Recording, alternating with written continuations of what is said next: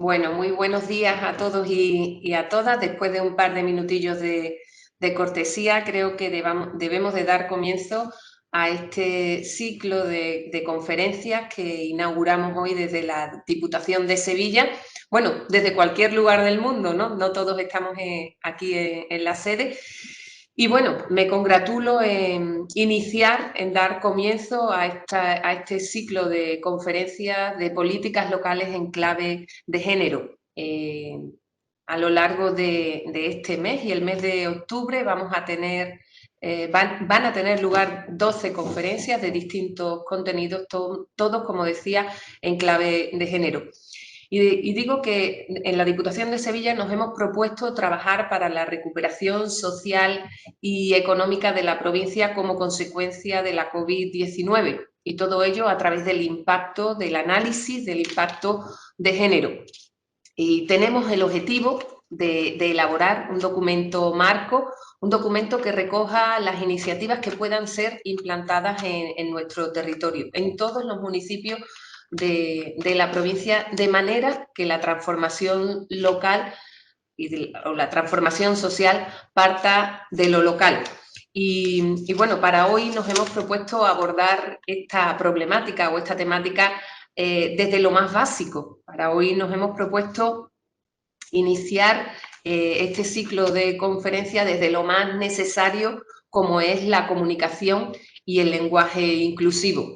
Y tenemos la suerte de contar con una de las personas a nivel nacional que más conoce de este tema y cuyo currículum no voy a obviar, y os contaré algunas de su trayectoria o algo, un breve resumen de la trayectoria de Ana Bernal Triviño, que es doctora y licenciada en periodismo, máster en historia del arte, todo ello por la Universidad de Málaga. Es profesora e investigadora en la Universidad Oberta de Cataluña, periodista y columnista en El Público, El Periódico, y ha sido colaboradora en las mañanas de Televisión Española.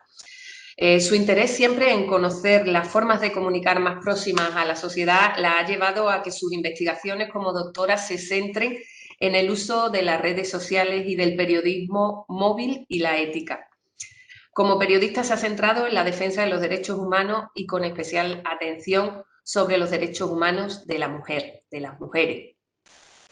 Debido a sus artículos en medios como La Marea, El Español o Es Moda, la han reconocido como una de las periodistas que más había contribuido a la revolución feminista.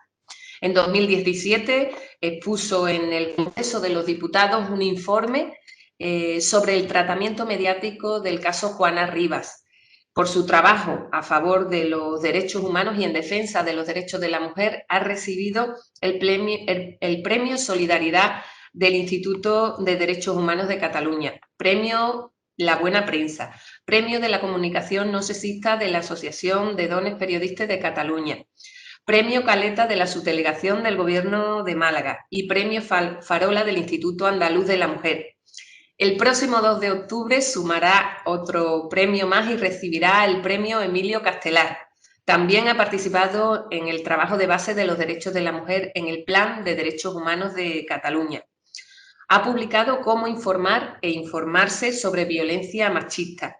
Y el más reciente, No manipuléis el feminismo, es una defensa contra los bulos machistas y lo tenemos por la editorial Espasa.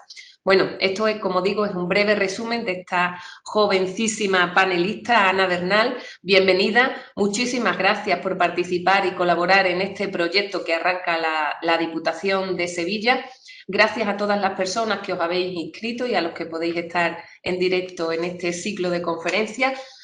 Solo añado un apunte, las preguntas se formularán por escrito y al final de la ponencia Ana podrá responder algunas. Igual a todas las preguntas que nos formuléis no podemos atender por falta de tiempo, pero bueno, vamos a intentar que sean el máximo de respuestas posible. Así que yo os dejo con Ana Bernal y nada, deseo que disfrutéis de esta experiencia. Muchas gracias, Ana. Bueno, pues muy buenos días. Yo en primer lugar, bueno, quería agradecer obviamente a Diputación de Sevilla el haber querido iniciar estos ciclos, bueno, primero hacer los ciclos en la situación en la que estamos de pandemia para poder reflexionar sobre esta realidad. Hoy vamos a hablar mucho, por ejemplo, obviamente, de la invisibilización de la mujer. Y de hecho salía esta semana unos datos de Naciones Unidas que decía que de 190 países, solo 62 o 63 estaban recogiendo en estadísticas cómo estaba el impacto de esta pandemia sobre las mujeres. Con lo cual yo creo que eso ya da una idea de que ni siquiera ni la mitad de los países del mundo van a reflexionar sobre lo que está viviendo la mujer en esta situación. Así que yo sé del esfuerzo que lleváis con esto desde antes de verano trabajando y sobre todo muchas gracias por centrar la primera conferencia en la comunicación. Normalmente asisto y veo muchas conferencias en las que el tema de la comunicación y del lenguaje se olvida. Se habla sobre violencia de género, se habla sobre las mujeres desde el punto de vista judicial, desde el punto de vista de la psicología, pero se pasa muy de puntillas sobre la educación y sobre todo sobre el papel que desempeñan los medios de comunicación y el lenguaje y la construcción del relato. Así que doblemente gracias por ello.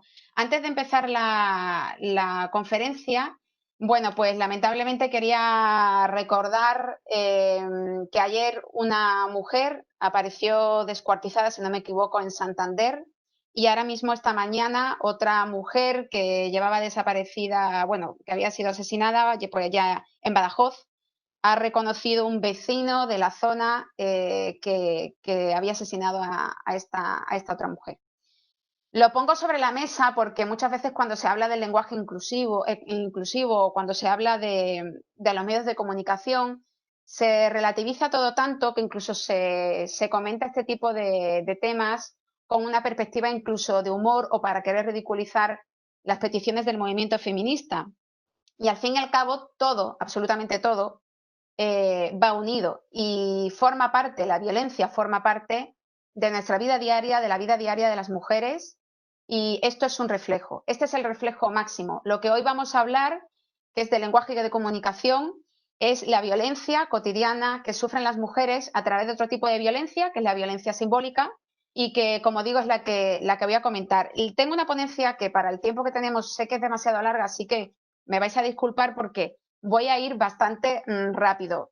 Sé además que hay muchas personas que se han inscrito, lo cual lo agradezco. También sé que muchas de esas personas que están inscritas son compañeras que saben sobre la temática muchísimo. Así que en algunos aspectos voy a pasar un poco más de puntillas para ir al foco en donde quiero ir. Muchas personas me han ido escribiendo sobre qué era lo que iba a hablar hoy, si solamente iba a hablar sobre el lenguaje inclusivo y eso. Pero bueno, quiero reflexionar que, y así lo planteé cuando me ofrecieron dar la conferencia, que voy a dar una visión un poco más global, ¿no? Para aprender de forma exhaustiva sobre el lenguaje inclusivo, hay online multitud de guías en las que nos podemos basar. Obviamente lo vamos a ver como núcleo central de esta conferencia, pero a mí lo que me interesa para poder entender el resto de las conferencias que componen este ciclo es que entendamos el relato que se ha construido en torno a las mujeres. Ese relato se construye a través del lenguaje y lo que me interesa es demostrar que el lenguaje sexista, no solamente el lenguaje inclusivo, sino en este caso el lenguaje sexista, es producto de un relato lingüístico construido contra la mujer, ¿no? Y para eso hay diferentes vías, hay diferentes mecanismos, hay diferentes herramientas. Una de ellas es el lenguaje, para solucionarlo una de ellas es el lenguaje inclusivo, pero tenemos otras muchas variantes que son las que quiero mostrar aquí, que nos llegan también a través de los medios de comunicación y que debemos reflexionar sobre ellos para tener una visión más global. Voy directamente a la conferencia, voy a compartir la presentación que os he realizado y precisamente para hablar de ese marco general del que os estaba comentando, más allá del propio lenguaje inclusivo, quiero empezar con esto, ¿no? No podemos hablar del lenguaje inclusivo, no podemos hablar del lenguaje no sexista sin reflexionar sobre la creación del relato machista. Yo siempre digo que una persona que no sepa nada de feminismo y que quiera introducirse en este pensamiento, por favor, tiene que leer la obra de Gerda Lerner, tiene que leer de la creación del patriarcado, la reflexión sobre el origen del patriarcado, y que en nuestro caso la opresión que sufren las mujeres es muy concreta tal y como ella la define. Las mujeres empiezan a ser oprimidas en cuanto se crean los estados modernos y se explota y se privatiza de forma familiar, pero se explota la capacidad reproductiva de las mujeres. Es decir, desde el principio, el hecho de nacer como mujeres, nuestro sexo es lo que determina nuestra opresión, nuestra discriminación, y es lo que hace que las mujeres sean usadas en esa creación de primeros estados precisamente para perpetuar las estirpes, para perpetuar las tribus, y se establece un pacto tácito entre los hombres en cuanto a poder, y las mujeres quedan relegadas a esa función de reproducción. Ese es el punto de partida del patriarcado. Por eso digo que hasta que nadie lea la obra de Gerda Lerner no va a poder comprender la dimensión de todo el tema que estamos tratando. También hay otra obra de Martínez Martorell, muy buena, que habla sobre capitalismo y cuerpo y describe cómo a partir de la creación de ese patriarcado se une a través del capitalismo, el capitalismo entendido a partir del descubrimiento de América, cómo se activan acciones de control para dominar a las mujeres, ¿no? Para que las mujeres obedezcan ese mandato patriarcal. Y eso se hace a través, obviamente lo vemos incluso a día de hoy, a través del daño físico, que es más que evidente, a través del daño psíquico, a través del daño psicológico. Y Martínez Martorell establece pues, dos mecanismos con el comienzo, insisto, del capitalismo. Uno fue la caza de brujas, lo cual fue la acción con la que mejor se aleccionó a las mujeres de lo que consiste ser una buena mujer. Y por otro lado, la instauración del matrimonio, ¿no? El matrimonio como el vehículo perfecto para también controlar la mujer y cuál es su misión. Y si no llega a ser por esa instauración del matrimonio, es imposible que el capitalismo se hubiese desarrollado y hubiera llegado a día de hoy como el neoliberalismo que es, ¿no? El sistema capitalista se nutre de la división de sexos, de la división del trabajo por sexos y con unos roles y unos desempeños por cada uno de los sexos muy determinados. Es decir, ya todo lo comprendemos, que cuando el marido y el esposo venían de trabajar, la comida estuviera hecha, los niños estuvieran atendidos, y de esa manera era la única forma de que el mundo y de que el capitalismo pudiera desarrollarse. Por lo tanto, las acciones de control existen para que ese patriarcado se mantenga. Ese relato termina por construir realidades, termina por crear estructuras sociales en las que decimos los estereotipos, los mandatos de género, y eso es lo que termina recreando, imaginaros desde la época de Gerda Lerner y cuando estamos hablando de la creación del capitalismo, cuando estamos hablando de la caza de brujas, el relato que permanece de la mujer. Y podréis pensar que no, ahora después lo vais a ver cómo en la prensa esto pervive. El concepto de la mujer mala, de la mujer perversa, el concepto de la madre a madre, eso sigue a día de hoy. Y cómo se ha canalizado y cómo llega a dominar no solamente en el lenguaje diario que mantenemos con nuestra familia, sino obviamente de una manera muy sutil, muy eficaz, a través de la cultura en la que yo integro a los medios de comunicación, porque al fin y al cabo los medios de comunicación, por eso es tan importante que en las conferencias y en las jornadas que se hacen sobre violencias contra la mujer, hablemos del papel de los medios de comunicación, porque son los que generan la opinión pública, son los que terminan por condicionar, son los que terminan por decirnos sobre qué pensar y qué pensar de determinados temas, que son a los que esos medios de comunicación dan espacio. Y también en esta construcción del relato machista, obviamente, y de esto después podríamos hablar cuando terminemos la conferencia, tienen un papel fundamental las academias de la lengua. Aquí nuestra Real Academia de la Lengua Española tiene un papel fundamental y a mí me gusta mucho la expresión que utiliza Eulalia Lledó en ese sentido de hablar de la misoginia ilustrada, ¿no? De cuando estos académicos que están en la Real Academia de la Lengua, pues hacen declaraciones en contra del lenguaje inclusivo y bueno, Eulalia pues Lledó pues lo define como la misoginia ilustrada y yo creo que es muy más que acertado.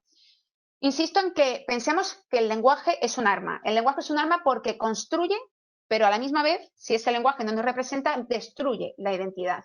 A quienes se ríen sobre el tema del lenguaje inclusivo, yo les remito a declaraciones que ha realizado la UNESCO, en la que refleja, por ejemplo, cómo el lenguaje no es una creación arbitraria, es decir, hay una mente humana, como ellos definen, pero yo lo que quiero decir es que hay una intencionalidad detrás en la construcción de ese lenguaje, que es un producto social e histórico, Es decir, esto va generación tras generación, esto va durante siglos, por lo cual eso es lo que cuesta tanto desmontar, ¿no? Toda esta construcción con la que hemos ido aprendiendo todo el mundo y cómo se va retransmitiendo, insisto, transmitiendo de generación a generación. El lenguaje sexista, por lo tanto, a día de hoy refleja la desigualdad social que existe entre hombres y mujeres, pero es que su permanencia, es decir, si hacemos caso a estos académicos de la lengua, hombres que dicen que el lenguaje no sexista, pues no es importante, pues entonces al final lo que estamos haciendo es aumentar y generar más desigualdad. Esto también voy a hacer aquí un breve repaso, porque cuando se habla del lenguaje inclusivo, existen, insisto, muchas burlas, sobre todo en medios de comunicación. Me vienen ahora varios titulares, por ejemplo, del Mundo, que es muy dado a esto, porque cuando hablamos de los derechos de las mujeres, estamos hablando de que existe un marco internacional que nos respalda. Esto es muy teórico, pero bueno, os dejo aquí estas manifestaciones por parte de la ONU en su propia resolución ya del año 1987, en la que dice que los documentos de trabajo tienen que utilizarse un lenguaje que no representa a un único sexo. Después ya en 1989 insisten en que hay que elaborar directrices sobre el empleo de un vocabulario que se refiera de forma explícita a la mujer y que los Estados miembros promuevan también su utilización y que, bueno, esto vayan a todos los documentos de la organización. Seguimos también, por ejemplo, en 1990 con el Consejo de Ministros de la Unión Europea con una recomendación sobre el lenguaje del sexismo, sobre la eliminación del sexismo en el lenguaje. Cómo los Estados miembros tienen que incorporar este tipo de iniciativas, cómo tienen que promoverse esas iniciativas en los textos jurídicos, en los educativos y en la administración pública. Esto, insisto en ello, porque nos estamos dirigiendo en esta conferencia sobre todo a una reflexión en el ámbito de lo local, en el ámbito de las administraciones públicas. Y esto no solamente porque lo hagan grandes instituciones, como estamos hablando de la ONU o estamos hablando de la Unión Europea, no significa que las administraciones locales y más pequeñas tengan que ser ajenas a esto. No, tienen exactamente la misma obligación porque sabemos que los cambios empiezan por lo pequeño y solamente actuando de forma pequeña en los núcleos podemos conseguir un cambio mayor. Ese Consejo de Ministros también advierte del lenguaje sexista en los medios de comunicación y, por supuesto, nuestra ley de igualdad, la ley de igualdad del año 2007, como recoge también que los poderes públicos tienen que implantar un lenguaje no sexista en el ámbito administrativo y fomentarlo en las relaciones sociales, culturales y artísticas. Por lo tanto, a quien se burle, a quien se ríe de este tema, bueno, tenemos un amplio respaldo internacional y nacional a través de leyes, no son inventos de las feministas, no son por capricho y por lo tanto las líneas de actuación tienen que seguir por ahí. Pero cuando hablamos del lenguaje no sexista, no solamente hablamos de esas, bueno, de lo que veremos a continuación, ¿no? Del cambio de pronombres, de cambio de palabras, no. También esto pasa por la creación de un vocabulario feminista, porque en esos planes de igualdad, porque en esas resoluciones que se realicen, porque en todas esas líneas de actuaciones que se realicen en el ámbito local, por ejemplo, hay que familiarizarse, ¿no? Con lo que es el feminismo, hay que familiarizarse con los derechos de las mujeres y hay que familiarizarse con ese vocabulario feminista. Hablar de androcentrismo, de patriarcado, de democracia plena y representativa, de feminización de la pobreza.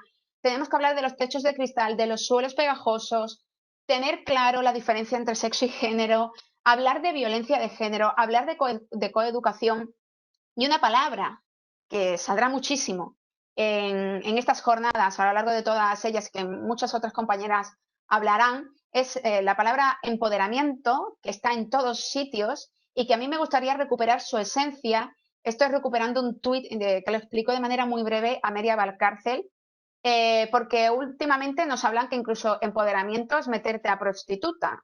Entonces, bueno, vamos a dejar claro lo que era el empoderamiento desde la conferencia de Nairobi en 1985 y como explica Amelia Valcárcel, el empoderamiento se definió como una estrategia para el acceso de las mujeres al control de los recursos materiales, el agua, los bosques, trabajo, dinero, recursos intelectuales, conocimientos, información, ideas y la ideología, valores o actitudes. Y como bien dice Valcárcel, todo lo que no sea eso es homo. Así que vamos a tenerlo en cuenta porque, bueno, es un término que queda muy bien, que queda muy bonito en muchos documentos, pero tenemos que saber de qué estamos hablando. A la mujer solamente la empoderan sus derechos, y no se pueden ponderar si empezamos a quitar derechos o empezamos a desvalorarlos. Por lo tanto, que quede muy, muy claro y que la agenda feminista también es muy clara en cuáles son sus propósitos. Em, Me gustaría ahora reflexionar, dar ideas, frases para que reflexionemos en común sobre el papel de los medios de comunicación. Por ejemplo, la UNESCO, cómo la sociedad de la información tiene que garantizar el cumplimiento de los derechos humanos, pero como un desafío ético. O sea, cuando se habla de feminismo, insisto en que en esa ridiculización constante que se hace de él en muchos medios de comunicación, es que tiene que tomarse desde un punto de partida ético. Y si no se entiende desde esa línea, entonces no podemos construir una comunicación feminista. También me gusta mucho esta reflexión de Cohen, que dice que la prensa quizás no sea eficaz en decir a la gente qué pensar, pero es asombrosamente exitosa en decirle en qué pensar. Y yo creo que esta es la clave. Si nos hemos pasado las 2 últimas campañas electorales debatiendo sobre las denuncias falsas, ¿en qué hemos estado pensando? En las denuncias falsas, ¿no? Algo que ya se suponía que estaba superado, que estaba más que aclarado, que hay fuentes oficiales. Bueno, pues si la prensa, todo el mundo empieza a hacer caso a algo que es mentira, pues al final termina por calar en la sociedad y termina por implantar la duda. Y por otro lado, es ese en qué pensar, también lo quiero llevar al quién, porque cuando se hace una información o cuando se están estableciendo planes de igualdad en diferentes localidades y no se cuenta con las mujeres, ¿cómo vamos a conseguir esa igualdad? Es imposible. Aquí detallo solamente el proyecto del monitoreo global de medios que dice que las fuentes de los medios de comunicación que representan a las mujeres son solo el 28%. Pero esto, ahí dentro de ese 28% se incluye un titular, vamos a suponer, en el que hablen del vestido de la reina Leticia, por ejemplo.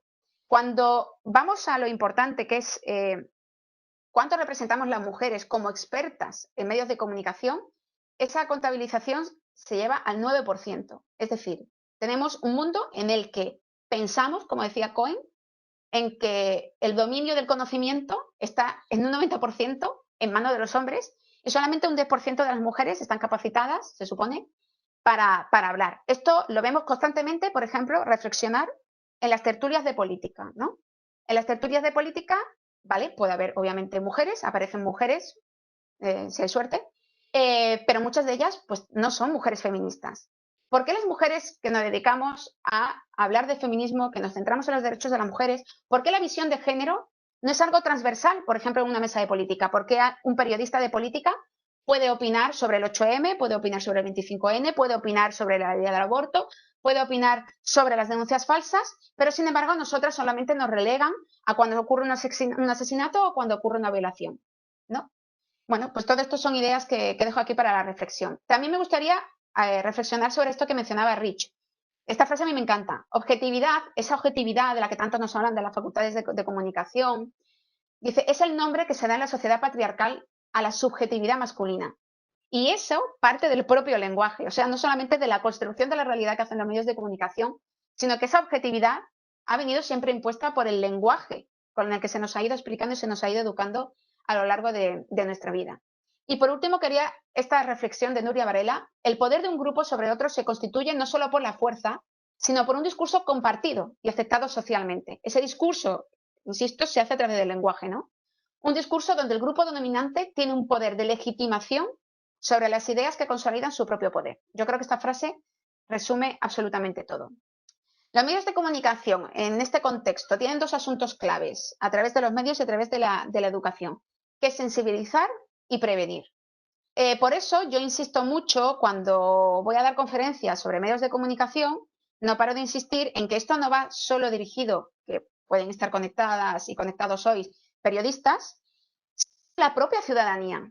Si los medios de comunicación están informando mal, los medios de comunicación tenemos que ser críticos. Igual que somos críticos, pues cuando me compro una lata de sardinas y veo que está caducada. Si soy crítica con la alimentación y con lo que me estoy comiendo, también tengo que ser crítica con lo que me alimento a través de los medios de comunicación. Y eso solamente pasa a través del conocimiento, para detectar cuando nos están engañando y cuando nos están manipulando. Porque en el caso de que lo permitamos, esos medios de comunicación lo que terminan por hacer es por ejercer una violencia mediática.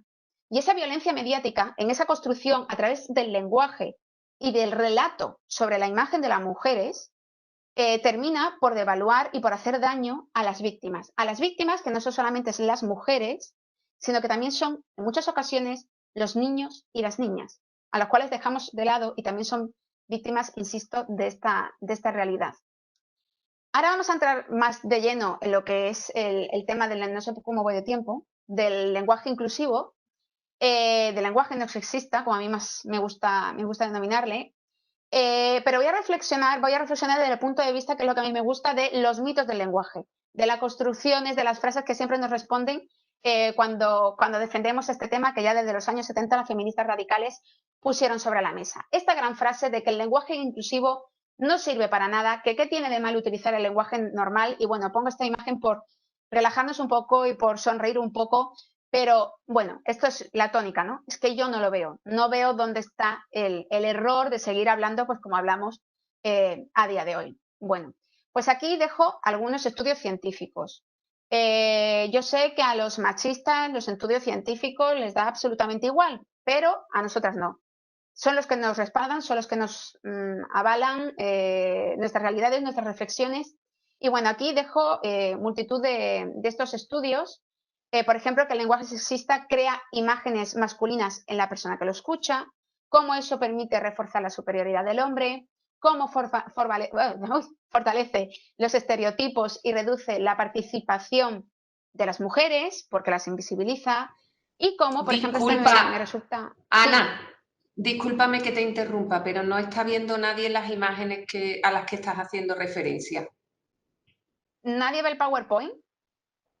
No, no lo estamos viendo. A ver. Pues... Prueba de nuevo. Pruebo de Discúlpame, nuevo. pero... Pues llevo un ratito. Madre mía. Sí. A ver, a ver. A ver. ¿Otra vez? No sé. A ver. Estoy dándole a compartir.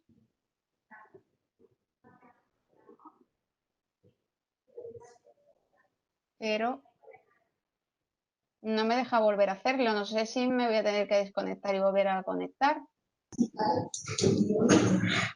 Perdona, Ana, ¿le estás dando a compartir mi pantalla? Sí, sí, pero no me deja nada. Le doy a compartir, o sea, yo antes le daba a compartir, he seleccionado, pero ahora le estoy dando a compartir y no me deja solo iniciar chateado o bloquear el vídeo en miniatura, pero no me deja, no me activa nada en compartir. No me deja, no me sale la pantalla, aquella que se minimizaba y salía la pantalla. Así que no sé si eso salgo y vuelvo a entrar. Un segundo, estamos viendo si lo podemos solucionar desde aquí. Un segundo. Vale.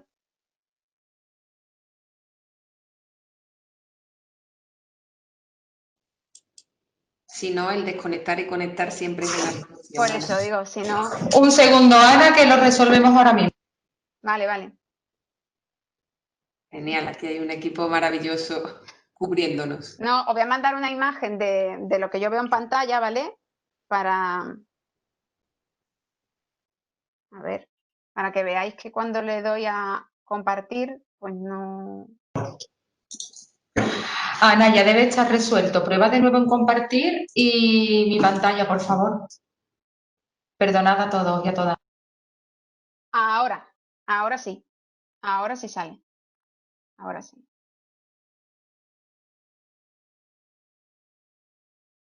A ver. ¿Lo veis? Sí, va a empezar a compartir contenidos. Será cuestión que descargue algo. Ahora sí, señora. Sí, señora.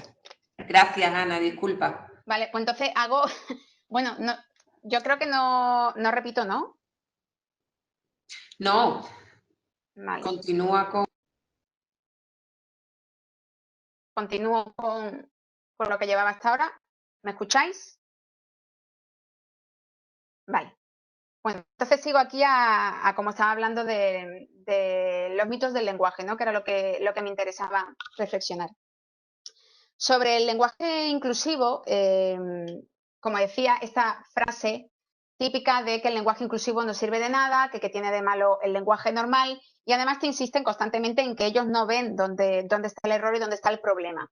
Entonces, os hacía referencia a este tipo de estudios científicos, que la mayoría son estudios científicos internacionales, validados por revisión ciega, por revisión por pares, en revistas, insisto, internacionales que son de prestigio. Por lo tanto, no son investigaciones hechas de forma arbitraria y sin método científico, ¿no? que es lo importante. Y estos estudios demuestran cómo el lenguaje sexista crea imágenes masculinas en quien las escucha, cómo refuerza la superioridad del hombre, cómo favorece los estereotipos y reduce la participación de las mujeres, cómo los países con lenguaje de género marcado, esta investigación me interesa muchísimo, presentan menos índices de igualdad que aquellos con otros sistemas gramaticales. Creo que esto es muy importante como reflexión. Otro de los grandes mitos es decir que el masculino ya os incluye desde siempre. A mí me gustaría reflexionar que no es hasta el siglo XVII cuando empieza a normalizarse lo que se denomina como el masculino genérico. Hasta entonces, por ejemplo, en la propia literatura nos encontramos, por ejemplo, en la obra del Cid, que se dice vasallos y vasallas, o por ejemplo el libro del Buen Amor de Acipreste de Ita, como hablaba de feligreses y de feligresas. Entonces, que quede claro, que el masculino singular o plural no es genérico, que el masculino singular o plural no es neutro, que el masculino singular o plural no es inclusivo, y la RAE lo que dice cuando se le pregunta es que dice que es un género no marcado y que eso es de forma inherente a nuestra lengua. No, no es de forma inherente, como insisto, desde el siglo XVII es cuando empieza a normalizarse, antes no, por lo tanto fue una decisión y no existe un motivo gramatical detrás de ello. Eso que quede bastante claro. A mí me gusta mucho esta reflexión. Voy a hacer aquí un inciso antes de leerla. Antes he hablado de Eulalia Lledó, ahora os hablo de Mercedes Bengoechea, porque cuando hablamos de los académicos de la Real Academia de la Lengua, bueno, pues siempre no se les da a ello la voz y la autoridad. A mí me gustaría que por una vez esos académicos, pero también otras académicas y de otras especialidades, tengan en cuenta que las mujeres que han estudiado filología y que hablan y defienden el lenguaje inclusivo y el lenguaje no sexista, también merecen su consideración y tienen tanta autoridad como cualquier otro académico. Por eso a mí me gusta referirme a estas mujeres que llevan durante mucho tiempo defendiendo esta realidad. Y y Bengoechea refería en esta frase que cómo es posible que todas las lenguas del mundo que tienen género gramatical siempre sea el masculino, es decir, el género de los varones, el que engloba a las mujeres, ¿no? Y es ahí cuando ella reflexionaba que esto era una actuación histórica de las sociedades patriarcales, de todas las del planeta, en la que la lengua termina por acomodarse a una sociedad donde los hombres toman las decisiones y donde las mujeres no cuentan. Creo que nadie mejor como ella lo explica.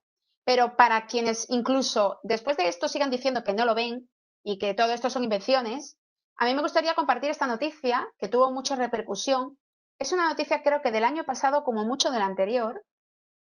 Voy a pasar, a ver, si me deja, aquí.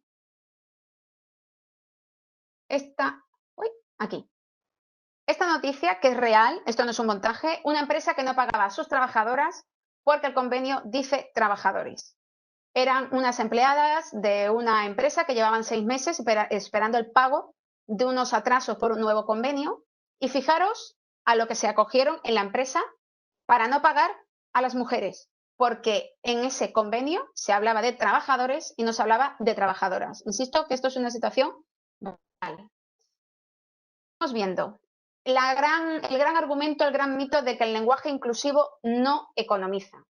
Y aquí vuelvo a Lledó, cuando nos dice que no es, que quede claro, una repetición nombrar en masculino y en femenino cuando estamos hablando de grupos mixtos. No se duplica el lenguaje si yo digo niños y niñas o padres y madres, porque duplicar es hacer una copia de algo que es igual. Y los niños no son las niñas ni las madres, son los padres. Representan grupos diferentes. Por lo tanto, no es una repetición, sino que cada palabra está representando a un grupo. Y además, a quienes hacen este tipo de reflexión de que el lenguaje inclusivo no economiza, a mí me gustaría pues, que reflexionara sobre si la propia literatura, que tantas figuras retóricas tiene, economiza o no economiza. O, por ejemplo, ¿por qué no hacen estas críticas con el lenguaje político o con el lenguaje judicial o con el lenguaje deportivo, que para narrar un gol utilizan infinidad de metáforas y de figuras retóricas. Y ahí no veo ningún académico enfadado diciendo que el lenguaje deportivo no economiza y hace eterna la retransmisión de un partido de fútbol, ¿no? Entonces, bueno, vamos a reflexionar todas las realidades por igual. Y cuando dicen que el lenguaje no inclusivo, ¿no? Al final, que el lenguaje inclusivo no economiza, ¿vale? Pues según ellos, no economiza, pero lo que sí tenemos claro es que no representa, que simplifica la realidad y que al final termina generando una ambigüedad sobre esa realidad. Seguimos con más mitos. Por ejemplo, que las feministas nos inventamos palabras. Por ejemplo, el tema del portavoza, que os acordáis, ¿no? Que fue trending topic. Sin embargo, bueno, tenemos desde ayer, insisto, en la mujer que ha sido asesinada en Santander y esta mujer asesinada en Badajoz, de un asesinato que ocurrió hace 4 años. Y bueno, ninguna de ellas me parece que ahora mismo esté siendo trending topic. Pero cuando se toma el tema del lenguaje, salta. Entonces, los que dicen que nos inventamos palabras son los que están todo el día utilizando, por ejemplo, la palabra feminazi, que no está recogida en el diccionario. Yo creo que los primeros que tendrían que ser críticos son con sí mismos los propios machistas. Pero también cómo se refuerza ese sexismo utilizando este tipo de grupo de palabras en las que se quedan profesiones de forma estereotipada, ¿no? Los pilotos y las azafatas. Azafatos no y pilotas no, ¿no? Los médicos y las enfermeras, ¿no? Cada sexo con un rol. También es curioso ver cómo, por ejemplo, ante determinadas realidades, como por ejemplo cuando se creó la palabra fiscala, que sobre todo procede del ámbito de América Latina y que está recogida en el diccionario de la Real Academia, o la palabra juezas, que fue muy polémica en su momento y que a día de hoy ya la propia sociedad la ha incorporado y está completamente ya asimilada, pues vemos cómo, por ejemplo, ante algunas realidades, pues se crean dentro del propio diccionario palabras específicas para referirse al hombre. Y, por ejemplo, es el caso de la palabra modista. La palabra modista estaba definida en género femenino y, sin embargo, vemos cómo con el tiempo se incorpora a la Real Academia la palabra modisto para hacer realidad a los hombres que se dedicaban a esta profesión, ¿no? Incluso muchas veces, cuando leo sobre esta realidad, sobre la construcción de esta palabra, marcando, ¿no?, una diferencia social en cuanto a la modista como un trabajo inferior y el modisto pues como el gran diseñador y desde un punto de poder superior sobre las modistas. Otro gran mito, ahora vamos a tener que aprender un lenguaje y en esto insisto, de verdad, no es tanto aprender, no tenéis que aprenderos de memoria un manual, porque solamente esto consiste en cambiar la visión sobre la realidad. Desde el momento en que todo el mundo sea consciente de que las mujeres forman parte de la sociedad, de que hay un 50% de la población que no está representada desde el punto de vista del lenguaje, en el momento en que asimiles esa realidad, si cambias esa visión, te vas a esforzar en cambiar de forma natural tu forma de hablar. Esto no implica que es que, como también nos venden a las feministas como seres malvados, las feministas no vamos a ir con una guillotina a cortar cabezas a quien tenga un error y hable de forma sexista. Es que hemos sido educadas con ese tipo de lenguaje y nosotras mismas somos las primeras que tenemos que empezar a desmontar esa construcción mental con la que hemos sido educadas. Pero que quede claro que lo que hay son recursos gramaticales que ya todos tenemos asimilados y aprendidos y que esas son la solución. Que las guías no son ninguna norma obligatoria, sino que son una herramienta de uso y que es lo que tenemos que empezar a implantar. Y aquí, pues bueno, aconsejo algunos cambios que se pueden hacer. Estamos hartas, por ejemplo, de ver cómo políticas menos, sobre todo políticos, se refieren a los ciudadanos españoles. Bueno, pues por un cambio de sustantivos genéricos colectivos como la ciudadanía, ya estarían todas las personas representadas. Los trabajadores, ¿qué pasa? Las mujeres, lo que veíamos antes en aquel titular, ¿no? Bueno, pues se puede hablar sobre el personal trabajador, sobre el equipo. Los alumnos, en las aulas hay hombres y mujeres, hay niños y niñas. Bueno, pues hablemos de alumnado. Los profesores, hablemos del profesorado. Los vecinos, hablemos del vecindario o hablemos del barrio, es otra de las realidades. O el voluntario y las voluntarias, pues hablemos del voluntariado. Es decir, nuestro lenguaje tiene muchos otros conceptos en los que podemos hacer referencia, con los que hacemos referencia sin capacidad, sin tener que desdoblar a toda la sociedad, ¿no? Más, por ejemplo, lo que yo siempre digo, la palabra comodín. Utilizar siempre el concepto personas o personal. Por ejemplo, los inmigrantes. Bueno, pues hablemos de las personas inmigrantes. De las personas seleccionadas, cuando, por ejemplo, pasan cualquier tipo de selección profesional. Los contratados o los técnicos, bueno, pues hablemos del personal técnico. O cuando hablamos de el personal de limpieza, por ejemplo, ¿no? O la persona solicitante. No cuesta tanto incluir este concepto antes y de esta manera, insisto, hacer una representación de la realidad tal y como es. O, por ejemplo, el uso de pronombres indefinidos. Muchas veces estos pronombres, tenemos nombres con un género marcado, por ejemplo, todos, unos, alguno, ninguno, los que. Bueno, pues hay otras fórmulas en las que podemos utilizarlas. Aplicar cualquiera, cada, alguien, nadie. O, por ejemplo, esto de, cuando hablamos de los que, yo esto lo utilizo muchísimo, por ejemplo, en mis artículos de opinión, utilizar el quién o el quiénes. Utilizar en esa frase, sobre todo muchas de ellas subordinadas, el quién o el quiénes permite hacer una redacción pues con un lenguaje más inclusivo. Pero me queda poco tiempo. Quiero reflexionar, ahora voy a la construcción más allá, aparte de estos apuntes que para mí son los más importantes sobre el lenguaje inclusivo, que se puede profundizar más, pero para mí estas son las tónicas que sencillamente con esos puntos, si esos puntos los aplicáis en la vida diaria, veréis que no cuesta tanto utilizar ese lenguaje inclusivo. Pero es que ese sexismo no solamente está en el lenguaje, ni siquiera en el lenguaje verbal. Estamos todos los días expuestos a imágenes como estas. Lo reconocéis. Esto es el inicio del año judicial. Y todos los años, este año ha cambiado un poco, pero todos los años ha surgido la misma polémica. Y esto estoy hablando del año judicial, pero podemos hablar, incluso hemos visto conferencias sobre lactancia, donde todos los ponentes eran hombres, por poner otra realidad.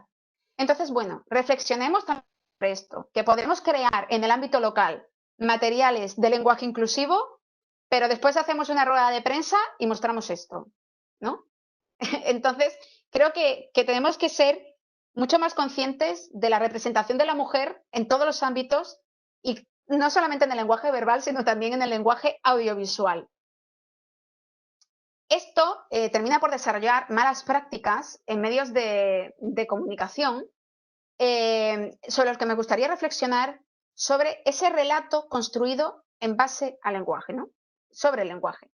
Y entre esas malas prácticas podéis ver, esto no solamente, insisto, como repetí antes, no es una crítica solo a las personas que nos estén viendo y que trabajen en medios de comunicación, sino a la propia ciudadanía. Es decir, la propia ciudadanía tiene que tener esta conciencia crítica de ver este titular y detectar dónde está el error. Y detectar que el periodista o la periodista lo ha redactado mal. Por ejemplo, aquí, yo creo que estaría muy bien empezar porque en los medios de comunicación nos consideraran personas, ¿no? Aquí los bomberos inician rescates de una mujer y 2 personas en Benicarló. Bueno, tenemos nombre propio. Y os dejo estos titulares, por ejemplo, el titular de una mujer gana por primera vez el Nobel de Matemáticas. No he visto titulares del premio Nobel en los que fueran hombres y en los que no se citara.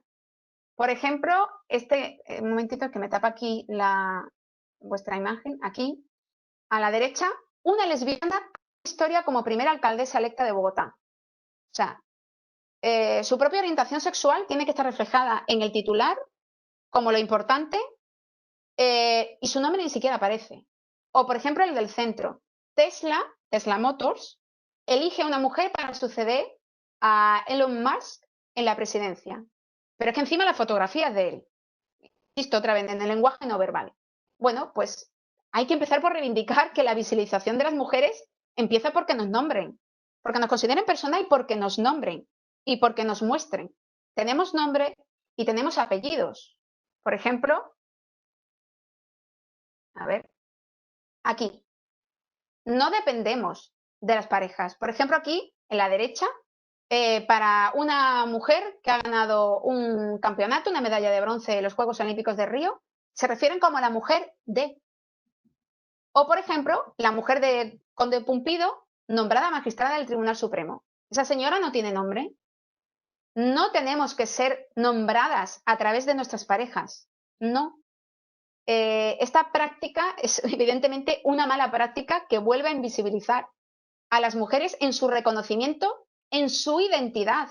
Es que parece banal, pero el hecho de no nombrarnos, el hecho de estar invisibles, termina primero por dejar de ofrecer referentes a las niñas, a las nuevas generaciones, incluso a nosotras como adultas, pero es que encima esto tiene un efecto a largo plazo psicológico en esa violencia simbólica de la que me refería al principio, que es que nos resta identidad, nos resta representación y eso obviamente también va en nuestra propia autoestima, que parece baladí, pero de verdad insisto en que lo es. Somos más que un físico. Cuando antes, por ejemplo, ya hablaba de, creo que era un veintitantos por ciento, ¿no? De que se nombraban a las mujeres en medios de comunicación. Vale, esto es nombrar a mujeres en medios de comunicación, pero ¿de qué manera se están nombrando? Se las están nombrando por su aspecto físico. A la derecha tenemos hablando del escotazo de Leticia, pero nadie habla del traje del rey, ¿no? ¿Por qué cuando se habla del Congreso se tiene que hacer desde un punto de vista de la peluquería y no, por ejemplo, esas tres mujeres que vemos en la fotografía arrimadas, Adriana Lastra y Irene Montero, sobre, por ejemplo, sus declaraciones sobre los derechos de las mujeres? No, nos basamos en la peluquería. O, por ejemplo, Ayuso, ¿no? Ese titular totalmente desafortunado. Aquí empieza otro de los grandes puntos, que es el relato a través del lenguaje de las mujeres malvadas, de las mujeres malas, de las mujeres que se salen de la norma, de las mujeres que denuncian y que por lo tanto al desafiar la justicia están desafiando el patriarcado, están desafiando el machismo y eso ya las hace poner la lupa sobre ellas y qué hay detrás de ella o hay algo en sus vidas que haya ocasionado la reacción airada del hombre y que esté justificada. En esto nos encontramos titulares como, por ejemplo, en el caso Juana Rivas, contra Francesco Arcuri, ese titular, vida de esclava o de fiesta sin parar. Porque claro, a lo mejor Francesco se ve que podía salir de fiesta pero no ocurría nada, porque a él nadie lo analiza. Sobre él nadie escribe, nadie utiliza el lenguaje para cuestionar el comportamiento y la vida privada que tiene. No sé desde cuándo el hecho de que, no solamente con el caso de Juana, ¿no? Recuerdo que Francesco Arcuri tuvo una sentencia condenatoria al comienzo. Eso no invalida o no tiene ningún tipo de justificación con las actuaciones o con la vida que esté desarrollando Juana ni ninguna otra mujer. O, por ejemplo, el escote de María le cuesta 2 meses de empleo y sueldo a un profesor gallego. La malvada mujer María, que por ponerse un escote y porque estamos sexualizadas hasta el infinito, al final la culpa es de María y de su escote, de que María tenga pecho, porque a ver si ahora nos vamos a tener que hacer todas el planchado de pechos para no levantar esos instintos masculinos que ellos no pueden dominar. Y entonces este medio de comunicación, en lugar de poner el foco sobre el comportamiento de este profesor, responsabiliza al escote de María. Por ejemplo, otro, TP3, la exnovia despechada que denunció injustamente, además se permiten hacer valoraciones en el titular a Torbe. O, por ejemplo, este caso que también, igual que el caso de Juana Rivas, merece un análisis detallado, el caso de Infancia Libre también merece un análisis bastante detallado sobre cómo se construye a través del lenguaje y cómo aquí directamente se habla de estas mujeres como brujas, no solamente de las madres que formaban parte de Infancia Libre, sino de la pediatra o de la psicóloga. Y además se refieren a estas mujeres como las secuestradoras. No sé, yo estoy harta de que me hablen juezas y jueces y que me digan la cantidad de sustracciones y de secuestros, ¿no? Que según este medio de comunicación, utilizando su propio lenguaje, se producen sobre todo los fines de semana cuando hay madres que dan a sus hijos para que los padres lo tengan, ¿no? Porque tengan algún tipo de custodia compartida. Vale, pues no veo este titular sobre hombres, pero sin embargo sí sobre nosotras. Porque, bueno, son mujeres que desafían el sistema y por lo tanto se nos convierte en mujeres malas y perversas y ese relato solamente se construye a través del lenguaje, solamente se construye a través de determinados adjetivos, solamente se construye a través de esta realidad en la que aquí sí que somos nombradas, ¿no? Aquí no las invisibilizan y precisamente son ellas las que ocupan las primeras portadas de los medios de comunicación, pero para dejar claro de que son mujeres sobre las que hay que sospechar. Más, las mujeres culpables. La víctima se negó a denunciar 2 veces a su marido por malos tratos. es que, bueno, tenéis que ver que antes se habían denunciado y se habían archivado. Pero es que el hecho de que una mujer no denuncie no la convierte culpable. O, por ejemplo, las mujeres, bueno, el caso inferior, siguiendo por el hilo, la acosada que no pidió ayuda. Estamos ya cansadas de advertir que las mujeres, si los periodistas y las periodistas comprendieran la situación psicológica por la que pasan las mujeres que están sometidas a situaciones de maltrato, por la disonancia cognitiva, por la negación, por la autonegación, es decir, por infinidad de situaciones por las que pasan psicológicamente estas mujeres, es imposible en muchas circunstancias que pidan ayuda. Por propio temor, sobre todo por propio temor. Ayer mismo compartía una noticia en la que una mujer se negaba a denunciar porque su pareja había dicho que como denunciara la mataba. Bueno, pues al final nos encontramos con titulares de este tipo. O, por ejemplo, las mujeres culpables que han terminado con la carrera de Harvey Weinstein. No es que Harvey Weinstein tuviera un comportamiento reprochable, que hay que condenar, que hay que insistir a los hombres en que el camino no es por ahí, en que hay que señalarlo, identificarlo como un mal comportamiento por parte de los hombres, sino que al final son las mujeres las que terminan con la carrera de Harvey Weinstein y no que él la ha terminado solo. O, por ejemplo, a ver, ¿pasado una? Sí, aquí, seguimos con las mujeres culpables.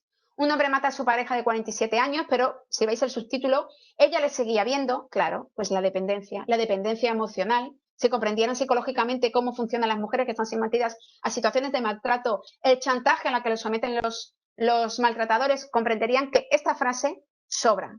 O, por ejemplo, hablar de un caso de violencia de género y definirlo como trágico final de un amor de 30 años. Cuidado con romantizar a través del lenguaje, cuidado con romantizar la violencia de género, porque no tiene nada de romántico, es violencia. O, por ejemplo, la asesinada en Vinaròs, que fue descuartizada y enterrada, y dicen por vestir ropa demasiado corta. Eso sobra. Sobra nuestra forma de vestir, sobra nuestra forma de comportarnos. Sobra. Seguimos. Las mujeres objeto. Por ejemplo, este titular de la izquierda, en el que parece que porque seas prostituta, bueno, pues la violación ya no existe. Este titular es para reflexionar profundamente sobre el tipo de masculinidad que se ha enseñado y sobre todo el de la prostitución, ¿no? ¿Qué pasa? Que las mujeres, como hay dinero de por medio, en el caso de la prostitución, pueden serlas, pero no considerarlas como tal, ¿no? O, por ejemplo, aquí a la derecha, la inseminación casera de Román y su novio en Manresa acabó con el vientre de alquiler en urgencias. Ya sabéis, un vientre de alquiler que lo mueves como si fuera un jarrón. No hay una mujer detrás. La mujer es invisible en este lenguaje. La mujer no cuenta. O, por ejemplo, cómo determinada prensa, para justificar determinadas posiciones sobre las que está en contra la agenda feminista, como es en este caso los vientres de alquiler, utiliza lenguajes en los que se autocontradice, pero el caso es hacer a través del lenguaje una limpieza de imagen sobre esa realidad. Y, por ejemplo, habla la gestante ucraniana de una pareja española. No necesitaba el dinero, lo quería para pagar un piso. Vamos a ver, ¿pagar un piso qué es? Necesitas dinero, ¿no? Entonces, de verdad, cuidado con la construcción del propio lenguaje, porque termina por desmontar realidades y por evidenciar otras. Y por último, quería reflexionar, pongo este ejemplo porque fue muy, muy evidente de lo que quiero contar. Entre las malas prácticas, no solamente podemos hacer una noticia maravillosa en el que quede representada las mujeres y los hombres, en el que utilicemos los y las, en las que utilicemos genéricos colectivos en vez de los ciudadanos, digamos la ciudadanía. Podemos redactar toda una información así, pero si elegimos mal las fuentes, nos estamos equivocando y no estamos haciendo una comunicación que represente a las mujeres. Y, como ejemplo, pongo este artículo de Juan Soto Ibars, que escribió, que se llamaba 2 palabras, denuncias falsas. Este artículo, cuidado, fue viral, porque ya sabemos que no hay debate que más interese en la sociedad y sobre todo al machismo que el de las denuncias falsas, que es un debate polémico ya de entrada a pesar de que los datos estén ahí. Bueno, pues en este artículo veamos cuáles son las fuentes de información que utiliza Juan Soto Ibars. En primer lugar, se refiere a juristas ocultos con seudónimos, como Raftan o George de Zipper, que son unos juristas ocultos tras seudónimos en Twitter. Vamos a suponer que en verdad son juristas. Vamos a suponerlo. Aún así, al final él termina utilizando la entrevista que un canal de YouTube, que es un tío blanco hetero, un hombre machista que hace vídeos machistas en contra de las mujeres, obviamente para hablar sobre el tema de las denuncias falsas, él no va a recurrir, por ejemplo, a Miguel Lorente. ¿Para qué? o a cualquier compañera o a una jueza. No. Él recurre a una abogada que se llama Giovanna Carril. Vale, pues si veíamos a Giovanna, este es, por quien no lo conozca, el canal de un tío blanco hetero, pues si vamos a Giovanna Carril, nos encontramos que tiene este despacho de abogado. Despacho especializado en hombres maltratados por la ley, en concreto, que se consideran maltratados por la ley de violencia de género. La selección de la fuente no es arbitraria, es muy intencionada y no es nada especializada. No ha recurrido a una autoridad oficial para hablar de este tema. Y ya el rizo es cuando te encuentras el nombre de Giovanna Carril entre las activistas contra el aborto y el feminismo que iban a entrar a la candidatura de Vox en Madrid. ¿No? Yo creo que al final lo que parece un artículo inocente termina, aunque quisiera utilizar, por eso insisto, aunque queramos utilizar el lenguaje inclusivo, la reflexión sobre el lenguaje va mucho más allá. Y también va sobre las propias fuentes sobre las que nos documentamos, las propias fuentes sobre las que, por ejemplo, generamos planes de igualdad, las propias fuentes que utilizamos sobre referencia, y por lo tanto hay que recurrir siempre a fuentes oficiales, a fuentes fehacientes y a fuentes que no vayan a manipular la realidad a través del lenguaje. Ya para terminar, voy a dar aquí una serie de nuevas estrategias sobre la nueva normalidad, esta nueva normalidad sobre la que vamos a reflexionar durante todas estas jornadas. En primer lugar, el no descuidar la necesidad de ser nombradas y de ser visibles, porque eso al final, insisto, no solamente representa de entrada una desigualdad de trato, sino que perpetúa esa desigualdad de trato. Sobre todo en una situación como las mujeres, que reconozcamos, somos motor económico. Y somos motor económico no solo en nuestro puesto de trabajo, lo que se considera trabajo oficial en nuestras universidades, en el caso mío, ¿no? Pero en la cantidad de trabajos que se desempeñan, sino dentro del propio hogar. Yo soy una firme defensora de eso que llaman amas de casa, que yo llamo trabajadoras del hogar. Para mí ellas son los fundamentales y los pilares básicos de esta sociedad. Los cuidados. Todas esas mujeres son también motor económico y no pueden quedar obviadas ni relegadas de la descripción que hacemos de la realidad y de la información que hacemos. Incorporemos a las mujeres como fuentes informativas y como fuentes de autoridad en los planes, porque sin su visión no podemos construir una nueva realidad que desafíe ese patriarcado. Por otro lado, intentar implantar ese lenguaje no sexista, no solo en el ámbito público, como hemos estado diciendo aquí, en esos planes que se pueden hacer en ayuntamientos, en ámbitos locales, en comarcas, desde las propias administraciones públicas, sino en el ámbito privado. Cuando cada persona trabaja, por ejemplo, yo cuando estoy en la universidad y tengo que referirme a mi clase, yo no digo los alumnos, yo digo el alumnado. Es decir, me esfuerzo constantemente por ver en la lengua recursos para que esas alumnas que están en el otro lado del aula, porque lo mío es una universidad virtual donde trabajo, se sienten representadas y se sienten interpeladas y no se sientan excluidas del discurso que yo esté dando. Y eso no solamente es en nuestro trabajo, sino en nuestras conversaciones privadas, en las conversaciones con nuestras parejas, con nuestras amigas, con nuestras hermanas, con nuestros hermanos, con nuestros padres. Tiene que entrar ese lenguaje en el ámbito privado, porque es ahí donde empieza verdaderamente el cambio. Visibilizar a las mujeres es la necesidad siempre diaria, pero ahora todavía más, en una situación de contexto de mayor desigualdad.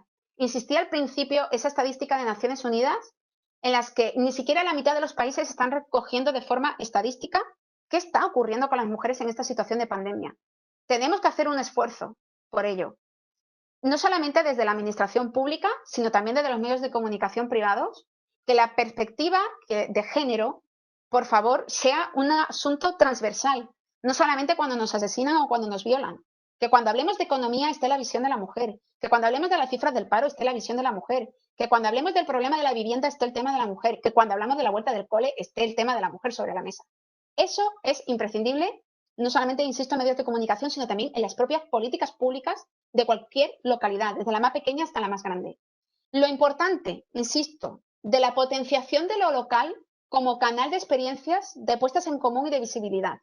Es decir, todo lo que se haga desde el ámbito local, y entre eso también yo insisto y homenajeo siempre, porque me da mucho reparo cuando se habla de los medios de comunicación y las periodistas que están en medios de comunicación nacionales. Las periodistas que están en locales O sea, son la pieza, la pieza fundamental del puzzle para generar una opinión pública en su propia comunidad más cercana, en la que quede representada la mujer y en la que ellas mismas también le den voz a esas mujeres. En el ámbito de lo local es cuando se comparten experiencias comunes, las propias realidades. No es igual las mujeres que estén en un barrio de Vallecas a una mujer que esté en Casa Bermeja, aquí en Málaga. No viven la misma realidad. Una dependerá en su vida diaria de multitud de experiencias y otras te hablarán desde el ámbito de lo rural, de su propio dinamismo y de sus propios límites y de su propia situación personal y de cómo desarrollarse en ese ámbito. Eso es fundamental para el desarrollo de políticas públicas. Y sin ese canal de experiencias y de puestas en común es muy difícil construir una nueva normalidad, sobre todo en esta situación. Insisto, en el uso crítico de los medios de comunicación. Esto no solamente va en unas directrices a los medios, esto va en unas directrices a toda la ciudadanía para que sea crítica, para que sepa cuando los medios de comunicación la están manipulando y que incluso pueda interpelar a esa periodista o a ese periodista y decirle lo estás haciendo mal, para poder provocar una reflexión, al menos si es que se lo toma bien y no bloquean, o como a mí me han bloqueado ya 700.000 periodistas, pero bueno. Cada vez que afrontamos este tema, cada vez que alguien el feminismo, por favor, insistir en que esto es una cuestión de derechos humanos y que hay que rechazar cualquier tipo de violencia o desigualdad que someta a la mujer, incluidas las violencias simbólicas, que no son de menos, que son las que actúan directamente sobre la psicología de las mujeres, las que terminan al final por condicionar sus comportamientos y sus actitudes. No frivolizar, no crear sensacionalismo con la violencia machista. Esto también lo amplío a no crear sensacionalismo de noticias sobre, por ejemplo, el lenguaje inclusivo o, por ejemplo, cuando hemos visto estos días lo de las señales de tráfico que había dicho Fiscalía, ¿no? De verdad, la realidad es mucho más compleja, la realidad es mucho más amplia y hay que abrir la perspectiva. No dar espacio a bulos, y los bulos, ojo, se construyen con el lenguaje. Se puede construir incluso un bulo con lenguaje inclusivo que al final el bulo termina siendo un bulo. Y por último, me gustaría reflexionar sobre todo esto también para el ámbito de lo local, sobre la potencialidad de las redes sociales. Las redes sociales, no voy a ser yo quien las defienda a capa y espada, he sufrido muchas campañas de acoso, pero la potencialidad de las redes sociales es incuestionable para crear redes de trabajo entre mujeres, para hablar entre nosotras, para compartir experiencias, para muchas veces derribar ese muro que nos da, ¿no?, vergüenza a veces compartir experiencias de forma abierta o mirándonos a los ojos. Bueno, las redes sociales, por favor, que no se descuiden, que sean canales de trabajo, que sean canales de puesta en común de experiencias, y para mí eso también es fundamental. Y ojo también a la construcción del lenguaje en esas redes sociales, a esos discursos de odio en contra de las mujeres y también a la propia realidad, ¿no? Cómo las construimos nosotras también hablando en esas propias redes sociales. Y creo, bueno, me he pasado 10 minutos, no me he pasado más porque tenía que terminar a menos 20. Pero bueno, yo espero que me disculpéis, pero bueno, hasta aquí la ponencia, espero que os haya servido de mucho. Muchísimas gracias, Ana. Ha sido muy interesante la exposición que nos has hecho, ese recorrido histórico de dónde venimos y dónde estamos todavía y el trabajo que nos queda por recorrer.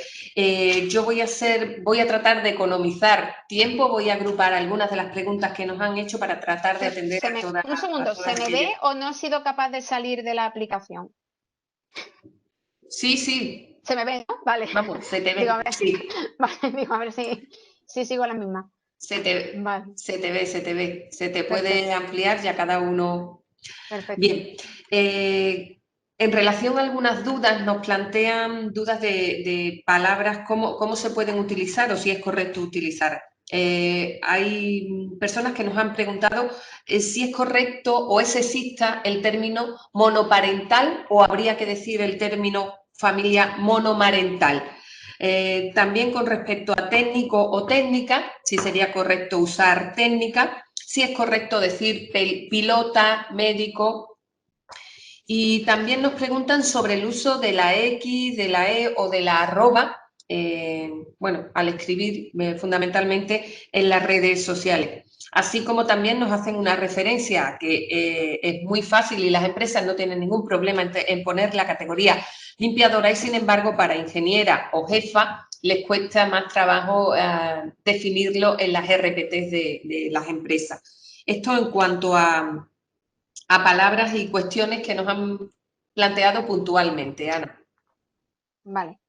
Bueno, sobre el tema del monoparental, sé que es un debate amplio en el que no hay una definición exacta. Yo suelo utilizar monoparental, pero yo, porque soy una mujer feminista, en la que quiero dejar representación de que en esas familias monoparentales, al final el 90% de ellas de esas personas son mujeres, ¿no? Y yo creo que eso es importante reflejarlo. Obviamente, si le preguntamos a la Real Academia de la Lengua, va a decir que monoparental. Yo creo que también, bueno, cuando escucho esa catedrática de filología, etcétera, bueno, Lledó o Bengoechea, cuando hablan de todo este tipo de cuestiones, o por ejemplo, cuando me preguntaba alguien lo de pilota, ¿no? O lo de médico, aunque no están recogidas por la academia, a veces hay que desafiar al propio idioma, hay que desafiar a la propia lengua, ¿no? Y yo, por ejemplo, soy también muy dada a hablar en femenino plural, que sé que escuece muchísimo, irrita muchísimo. De hecho, en las redes sociales hubo una ocasión que incluso un actor que se supone que es feminista se sintió herido porque yo había dicho nosotras, nosotras, nosotras. Bueno, pues al final yo creo que todo depende de cada persona, ¿no? Yo voy a utilizar monomarental en la mayoría de las ocasiones y si me quiero referir a las dos realidades hablaré de monomarental y de monoparental, independientemente de lo que diga la Real Academia de la Lengua. Yo lo utilizo así cuando hablo en los medios de comunicación o cuando tengo que dar mi opinión en los artículos. Al final, insisto, el lenguaje construye y uno es el que termina por decidir hasta qué punto quiere construir una nueva realidad con su lenguaje y construir una nueva realidad social. Insisto en que tanto Lledó como Bengoechea, cuando reflexionan sobre esto, comentan, ¿no?, cómo la lengua evoluciona conforme evoluciona la mente de la sociedad. Y antes ponía el ejemplo de la palabra jueza.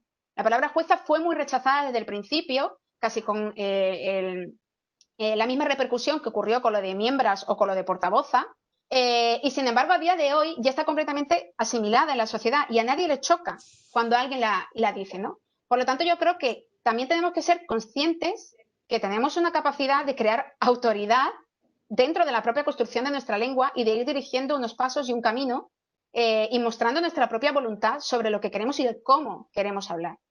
Después sobre el tema que ha dicho de técnico o técnica, yo perfectamente utilizo técnica y si no, la solución que yo daba, lo del personal técnico y queda completamente reflejado en ese concepto genérico y colectivo, tanto los hombres como las mujeres. Y después el uso de la X, de la E y de la arroba, yo aquí también me mantengo en las posiciones de Bengoechea y de Lledó. Quien quiera utilizarlas, que las use. Por ejemplo, a mí el uso de la X o de la arroba, alguna que otra vez he caído, sobre todo en redes sociales, pero la verdad que a mí no me termina de agradar, ni me termina de convencer. Creo que nuestra lengua tiene recursos suficientes.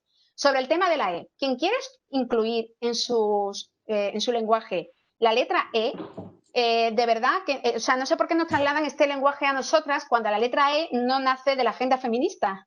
La letra E no nace de la agenda feminista. De la agenda feminista nace el que seamos nombradas con la A y que seamos nombradas las mujeres. Entonces, quien quiere utilizar la E como si de aquí a 5 años alguien quiere utilizar la U, pues que la utilice. Las feministas no vamos a ir con, insisto, con una guillotina a cortar cabezas porque la utilice. Pero sí voy a dejar una cosa clara, que a mí no me representa la E, a mí me representa la A. Y por lo tanto, cuando hablamos muchas veces de posfeminismo, cuando ni siquiera el feminismo está implantado, o cuando queremos avanzar muchísimo en otras realidades del lenguaje, cuando ni siquiera el lenguaje no sexista está absolutamente desarrollado ni siquiera solucionado en nuestra sociedad, pues bueno, vamos a seguir también reivindicando lo que es de la agenda feminista, por favor, que no se olvide. Quien se quiera nombrar con la E, que se nombre, si no hay ningún problema. Nos podemos nombrar con todas las vocales que queramos. Pero yo, insisto, no me siento representada en la E. Yo me siento representada en la A. Y por eso quiero seguir defendiendo este uso de la A como la representación, ojo, del 50% de la población del mundo. Y en España también la representación de la mitad de la población del mundo. No estamos hablando de una minoría, estamos hablando de la mitad del mundo. Muchas gracias, Ana, por animarnos a construir. Continúo con la batería de preguntas y te agrupo otras que creo que son similares. Nos preguntan cómo hacer cuando figuras del mundo académico, que son modelos para la sociedad, se ríen del tema del lenguaje. Es vinculante para las administraciones, pero de cara a las empresas y la sociedad en su conjunto, ¿cómo denunciar o qué podemos hacer? Se continúan observando a diario en servicios de empleo de distintas administraciones públicas ofertas con un uso sexista del lenguaje. Algunas que lo han denunciado en redes han sido acribilladas cuando se ha instado a respetar la Ley 3/2007 de igualdad. ¿Qué estrategia podemos seguir ahí? ¿Y cómo podríamos hacer vinculantes los informes de impacto de género para que se apliquen tanto en las Perdona, la empresas? última. ¿Cómo? ¿Cómo hacer vinculantes los informes de impacto de género tanto en empresas como en las administraciones públicas? No entiendo muy bien la pregunta última. No sé en concreto a qué se refiere con lo de... Sí. Le gustaría saber, a esta persona que pregunta, le gustaría saber que de qué manera, incluso en la elaboración de normativa de decretos y leyes, cómo se puede hacer vinculante los informes de impacto de género, que entre otras tareas que esta persona en concreto elaboraba cuando estaba en una consultora de género con encomiendas de la administración pública, pues era muy complejo que aceptaran los cambios del lenguaje de dicha normativa, a pesar de que estamos obligados por ley. Bueno, pues yo creo que tanto esta última planteamiento que me dice como el anterior, en el que habla de los anuncios sexistas, la verdad que yo creo que puedo responder con la misma realidad. Y es que yo creo que ya estamos a una altura en la que la implantación de las leyes no sirve de nada implantar leyes si no se establecen mecanismos por parte del propio Estado, o por parte de las comunidades autónomas o por parte de entidades locales que vigilen su cumplimiento. Es que es así. Y la vigilancia de ese cumplimiento, al fin y al cabo, si no se hace por buena voluntad, van a tener que establecerse sanciones de algún tipo. Por ejemplo, esto también ocurre en el caso de los medios de comunicación. Me lo plantean también mucho. La ley de violencia de género, ¿no?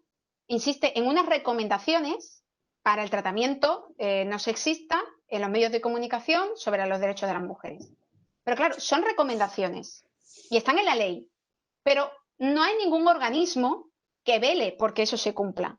Y entonces esto también es lo que ocurre en muchas empresas en las que incluso a lo mejor la administración pública se encuentra más entre la espada y la pared, pero donde al final las empresas privadas terminan haciendo lo que quieren, ¿no? Sobre todo son las que tienen más libertad en ese espacio.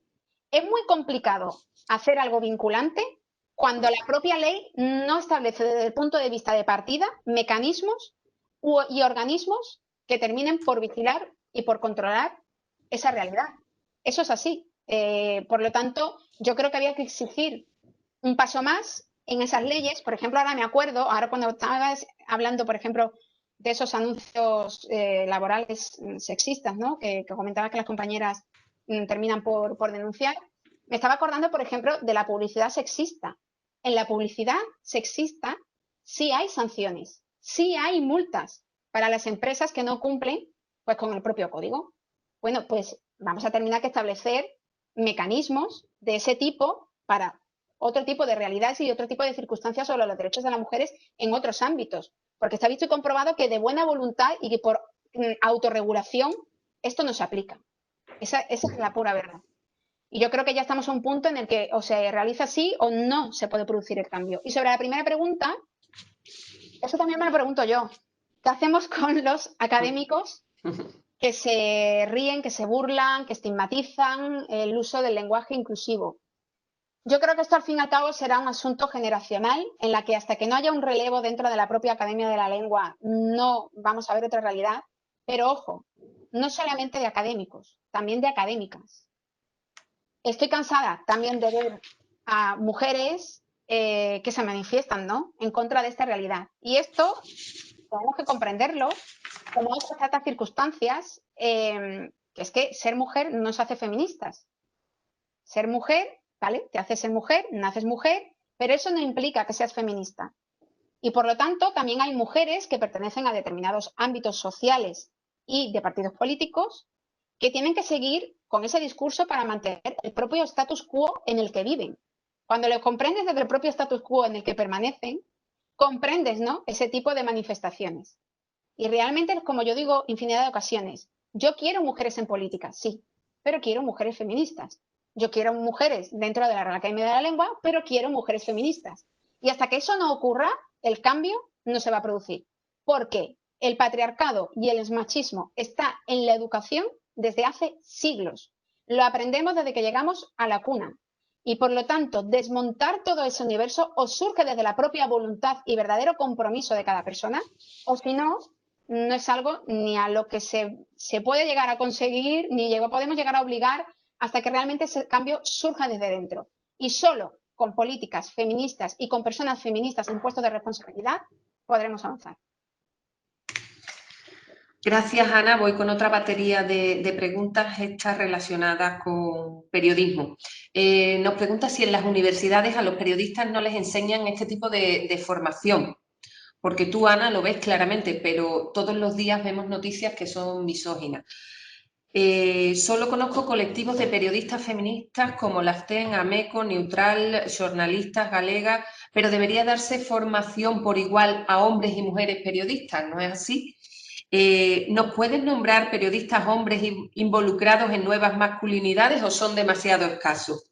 Y relacionados con esto y con la formación, ¿no deberían de hacerse planes educativos o no hay planes educativos para el profesorado?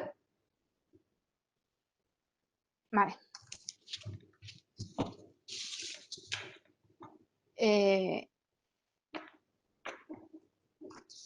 A ver, sobre la primera, bueno, las dos primeras son muy similares. No sé si era la misma persona que la hacía demasiado extensa o eran dos preguntas sobre... Ah, bueno, lo primero es sobre la universidad y lo segundo sobre, exacto, medios de comunicación.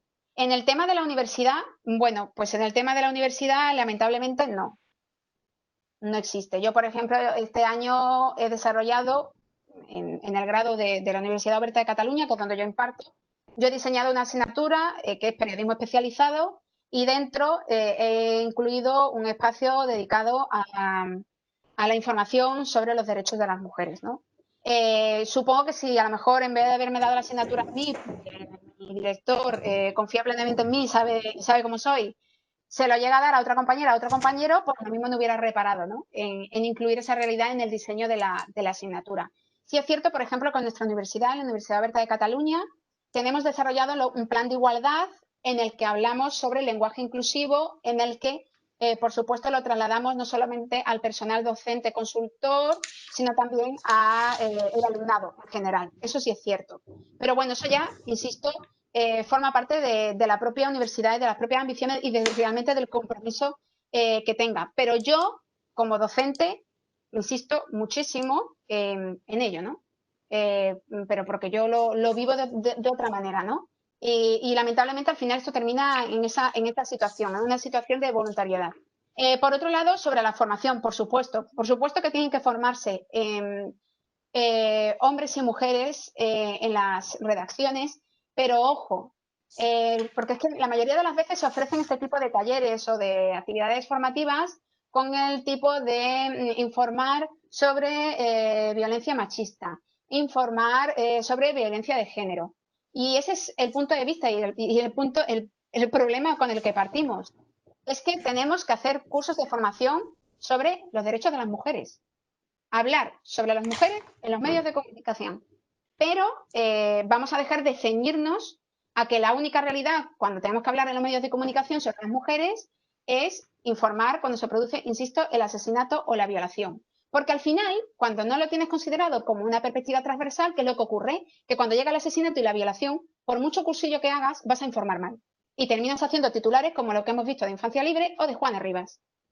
Es que la realidad es esa. Cuando no se asimila de forma transversal el papel de la mujer en la sociedad y, por supuesto, cuando desconoces, obviamente, y esto ya va en una formación específica, las dinámicas psicológicas de las que está una mujer que está sometida en una situación de maltrato, pues se terminan incurriendo en todo tipo de errores. Por lo tanto, sí o sí, formación inmediata y urgente, no solamente para hablar sobre las violencias machistas que sufren las mujeres, sino para hablar de la realidad de la mujer en los medios de comunicación de forma transversal. Yo no te puedo dar nombres de periodistas hombres, lo siento, no te lo puedo dar. Incluso tampoco te voy a dar nombres de periodistas mujeres, porque yo creo que cada uno tiene que desarrollar su espíritu crítico, porque también hay muchos periodistas que se dicen feministas y que al final están en contra de la propia agenda feminista porque me hacen reportajes hablando de lo empoderado que es ser prostituta o hablándome y diciéndome que viva los vientres de alquiler. Entonces, mira, no. Puedes hacer un cursillo sobre informar sobre violencia de género, pero meter la pata hasta aquí cuando llegan otras realidades que afectan a las mujeres. Por eso insisto en la visión transversal. Y por último, lo que me hablaba de los planes educativos, fíjate, hace el año pasado, pero nada, ni un año, estuve en Valladolid y coincidí con Marina Subirats, que supongo que la conocéis, que también estuvo en el Instituto de la Mujer durante mucho tiempo. De hecho, creo que, no sé si imparte uno de los cursos, ¿no? Sí, sí, sí. De esta jornada. Bueno, pues con ellas podréis alucinar, porque obviamente su campo de especialidad es el de la educación. Y hablamos durante un rato, porque ella me trasladaba la impotencia que esto tenéis que tener en consideración. Nosotros hablamos, damos jornadas, pero no os podéis imaginar la impotencia que da chocarnos constantemente contra muros, y en mi ámbito, en los medios de comunicación, ella en el ámbito de la escuela, chocarnos contra muros intentando implantar lo que nos dice la ley. Ella mencionaba cómo la propia ley de violencia de género, igual que tiene esas recomendaciones para medios de comunicación, incluía desde el año 2004 un capítulo específico para la educación. Y cómo al final, principalmente por la falta de presupuesto y por la falta de compromiso, al final eso no se termina desarrollando. Y es que al final la ley de violencia de género, que es importantísima para nosotras porque es el único respaldo que tenemos, la dotación presupuestaria ha ido más en el desarrollo de la parte punitiva y de la parte judicial, porque claro, ya cuando ocurre el asesinato o cuando la mujer es maltratada, es cuando tenemos que aplicar los primeros auxilios. Pero es que todo esto no surge si no hay una semilla, no se llega a la violencia si no existe una semilla de violencia anterior, que es el odio, que es la ira, que es la desvaloración, que es la deshumanización, y eso viene a través de la educación y eso viene a través del lenguaje, obviamente, que articulamos tanto a través de la educación en el sistema educativo como por parte de los medios de comunicación. Y voy a insistir un punto más. Hablamos de los ámbitos del plan educativo, que se desarrolla en el ámbito de las políticas locales, incluso con la formación de talleres, por ejemplo, o social, pero yo no es porque sea mi materia, insisto en los medios de comunicación, porque podemos estar en la escuela, obviamente, y mejor eso que nada, que no estoy diciendo que no se haga, pero podemos en, los medios, en la escuela dar un taller, por ejemplo, sobre violencias machistas, pero sin embargo, si después el chico, el adolescente o la adolescente va a llegar y se va a ver no sé cómo se llama la película, siempre me ocurre mal, a 3 metros sobre el cielo, ¿cómo se llame? O se va a ver Crepúsculo, o se va a ver 50 sombras de Grey, no vamos a hacer nada. Porque además, lo que entra a través de la cultura, entra a través del ocio. Se relaja, hay un mecanismo de relajación y a través de ahí entran símbolos, entran estereotipos y entran mandatos de género. Por lo tanto, esto insisto por eso siempre en que la educación no solamente es la escuela, sino es nuestra rutina diaria y diaria también en el consumo que hacemos de cultura y de medios. Gracias, Ana. Ya quedan un par de... Nos dice una persona que ha estado conectada que el pasado mes de julio se aprobó en la Cámara Andaluza una proposición no de ley sobre la adopción de medidas para ajustar el lenguaje de la Junta de Andalucía a las recomendaciones de la RAE. La PNL, aprobada en la Comisión de Igualdad, Políticas Sociales y Conciliación, a iniciativa de Vox, insta al Consejo de Gobierno a adoptar medidas para ajustar el lenguaje de la Junta de Andalucía a las recomendaciones de la RAE, que concluye en el innecesario uso del desdoblamiento por género del llamado lenguaje inclusivo. ¿Qué os parece? Pues me interesa muchísimo y agradezco realmente a la persona que haya trasladado esta pregunta porque no quería irme de aquí sin comentar ese aspecto. Lo vi, estoy informada del tema y ¿qué es lo que me parece? Pues es lo que me parece cuando políticamente se pacta con partidos políticos que están en contra de las políticas de igualdad. Es que, ¿qué esperábamos? ¿Qué esperábamos? Es que realmente cuando lo leí dije, claro, pues tenemos lo que queremos. A veces para validar los sillones o para validar nuestro poder, tenemos que saber también con quién nos sentamos. Y yo creo que eso es el punto de partida principal. ¿Con quién te estás sentando y con quién estás pactando? Porque cuando hay un partido que juega y que bordea los derechos humanos, ese partido político no vale, porque no va a terminar ser representativo de toda la sociedad. Lo que se ha hecho con esa proposición no de ley, que vale que proposición no de ley, no es más que eso. Es dejar patente una vez más cómo a través de la política puedes hacer acciones que favorezcan el desarrollo de la representación y de los derechos de las mujeres o acciones que vayan en contra. Y esto es otro de los puntos que quiero profundizar. Cuando se habla del feminismo, incluso hay medios de comunicación que nos representan como un movimiento de histéricas, que ya hemos visto cómo han dejado el 8M con el tema de la pandemia, etcétera, ¿no? Cómo se nos ha retratado. Que esto no es nuevo, que esto desde las propias sufragistas ya nos han estado haciendo caricaturas y de todo. Vamos a dejar las cosas claras. El feminismo es política, no es partidista. Esto es claro, no es partidista, pero el feminismo sí es política. Y entonces aquí vamos a ver cuánto poder terminamos ocupando en los parlamentos y en la representación. Y cuando un partido que está en contra de las políticas sobre las mujeres tiene voz y tiene un micrófono, tiene capacidad de acción.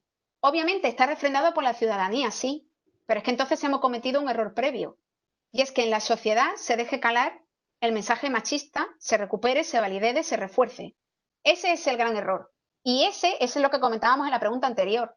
¿Qué papel han desempeñado los medios? Los medios han aupado determinados mensajes que van en contra de los derechos de las mujeres. Los medios se burlan del lenguaje inclusivo o lo tratan con respeto o lo tratan según las normas de la UNESCO y de las recomendaciones internacionales. Es que al final no llegamos a esta situación. Vox no está ahí porque han invadido el Parlamento, no. Están ahí porque los han votado. Y los han votado porque falta una conciencia educativa, crítica y ética en la sociedad. Pues sí. Y ya un último apunte que nos hacen hoy. Hoy es el Día de la Igualdad Salarial. ¿Cuál sería tu titular para hoy? El Día de la Igualdad Salarial es el 22 de febrero, pero en Internet pone Naciones Unidas que hoy se celebra por primera vez este 18 de septiembre, cuando lleva años reivindicándose el 22 de febrero. Bueno, yo realmente sobre la igualdad salarial, ahora mismo, fíjate como han dicho el titular que daría, yo insistiría en la brecha salarial. Porque precisamente recuerdo que en las dos últimas campañas electorales fue de nuevo traído por Vox, sobre todo por el ex juez Serrano, como tema de debate, diciendo que la brecha salarial no existía. Desde el marco europeo, desde el marco internacional, desde el marco nacional, los datos oficiales son los que son. Y esa desigualdad salarial existe. Incluso doy un paso más allá. No solamente hablamos del hoy, hablamos con visión de futuro y al final nos encontramos siempre con que las mujeres, cuando llegamos a la edad de jubilación, nos encontramos con que nuestras pensiones son más pequeñas.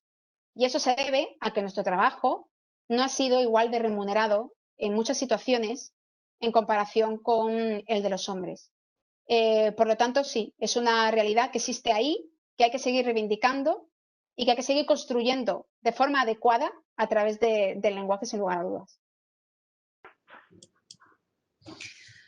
Muchas gracias. Pues ya vamos acabando nuestro tiempo. Solo un apunte que creo que estaba resuelto. Nos están pidiendo los textos, la bibliografía que has mencionado, que creo que eso ha sido respondido.